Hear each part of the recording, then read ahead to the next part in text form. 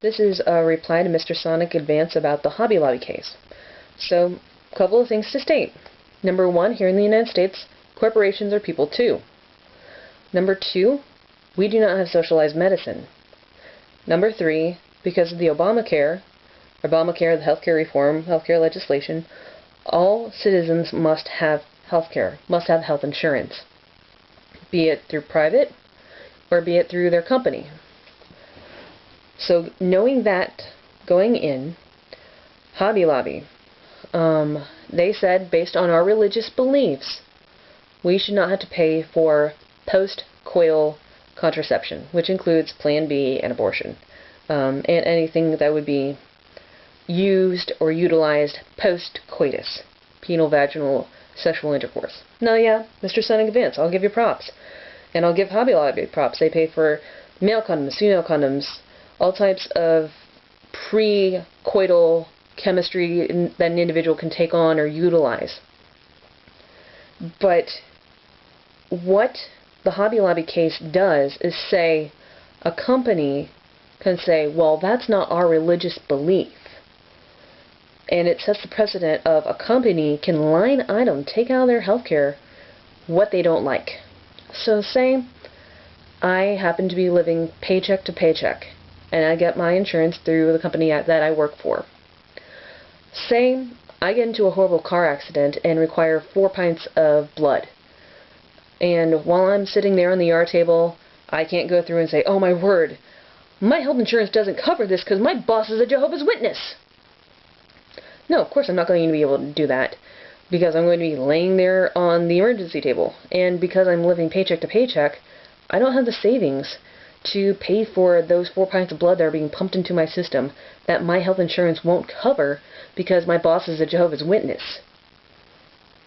That's why a lot of, not only feminists, but a lot of progressive people and a lot of free thinkers and a lot of people who are just kind of aware of these things are fearing from the Hobby Lobby case. Is that, okay, Hobby Lobby says that. Well, what's to stop a Jehovah's Witness-led company from saying, nope, no blood. No blood products, nothing having to do with blood. We're not going to cover that. How many surgeries, emergency situations do require blood and blood products? I mean, just think if an individual who works for this Jehovah's Witness-led company happens to be a hemophiliac. Clot factor. Clot factor is made from blood. So that's the big hullabaloo about the Hobby Lobby Supreme Court case, and that's why people are nervous. If you read Ruth Bader Ginsburg's Ruth Bader Ginsburg's dissenting opinion, that's one of the things that she notes.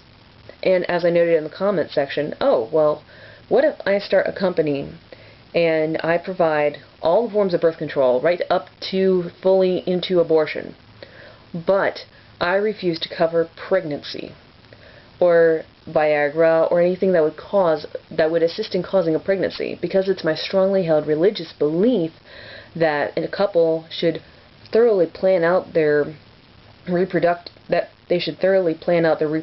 which includes saving up to cover those costs. I'd get ran out of town on a railroad. But it's my strongly held religious belief.